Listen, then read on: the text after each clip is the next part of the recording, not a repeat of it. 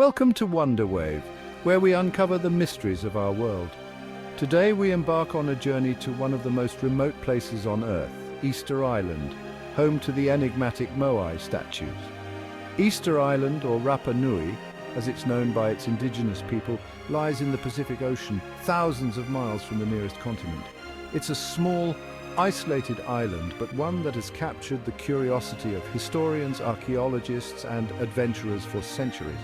The island's famous Moai statues are the heart of its mystery, but who built these statues, and what purpose did they serve?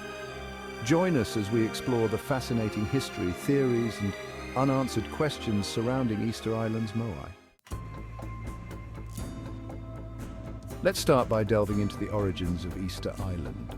Easter Island was first settled by Polynesians around 1200 AD. These seafaring people arrived on large canoes, navigating vast distances using only the stars and ocean currents. Their arrival on this isolated island marked the beginning of one of the world's most intriguing cultures.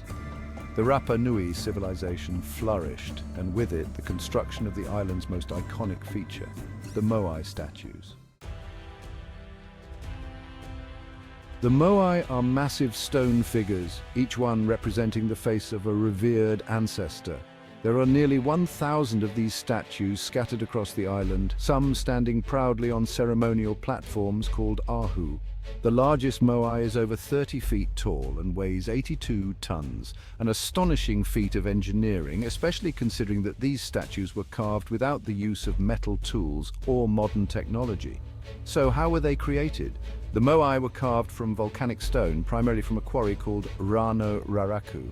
This quarry, located on the eastern side of the island, became the birthplace of almost all of the statues.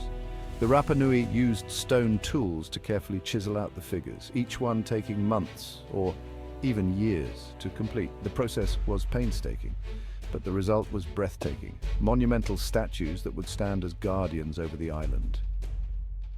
But here's where the mystery deepens. After being carved, these massive statues had to be transported from the quarry to various locations around the island. Some Moai were moved as far as 12 miles from their place of origin. Without wheels, animals, or modern machinery, how did the Rapa Nui manage to move these gigantic statues?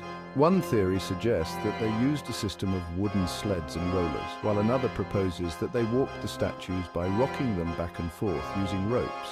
This latter theory gained traction after modern experiments showed that a small group of people could indeed move a statue in this way.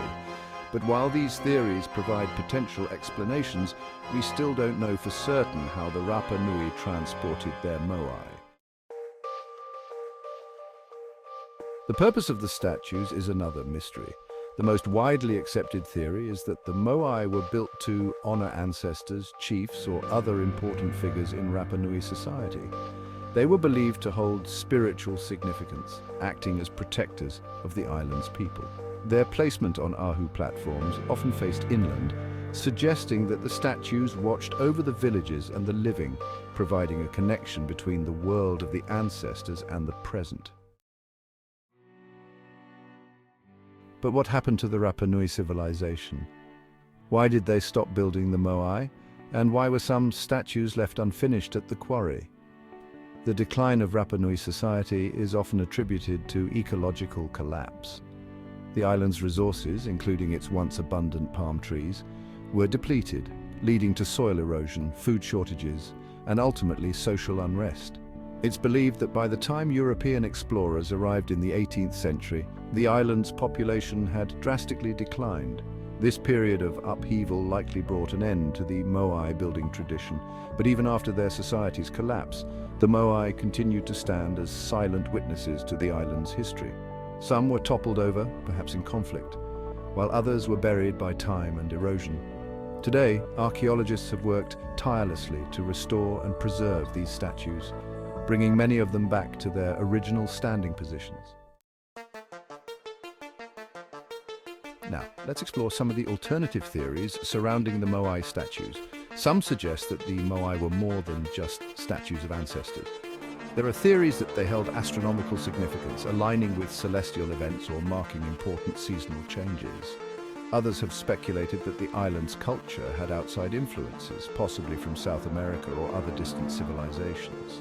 These theories, while intriguing, remain speculative, as the true meaning of the Moai is still shrouded in mystery. Another question that often arises is whether Easter Island's inhabitants had contact with other cultures.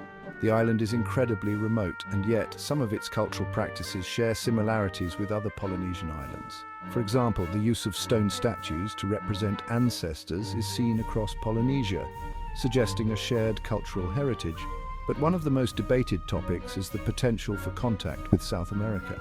Some researchers have pointed to similarities in the agricultural practices of the Rapa Nui and ancient South American civilizations, particularly in their use of sweet potatoes, a crop native to the Americas. Could there have been contact between these distant lands? While there's no definitive evidence, it remains a tantalizing possibility. As we wrap up our journey through the mysteries of Easter Island, one thing is certain: the Moai continue to captivate and inspire. These enigmatic statues stand as a testament to the ingenuity and determination of the Rapa Nui people. Though we may never fully understand the secrets they hold, they remind us of the enduring power of human creativity and the rich history of our world. Thank you for joining us on this exploration of Easter Island's Moai statues. Be sure to subscribe to Wonderwave for more journeys into history's greatest mysteries. And as always, keep wondering.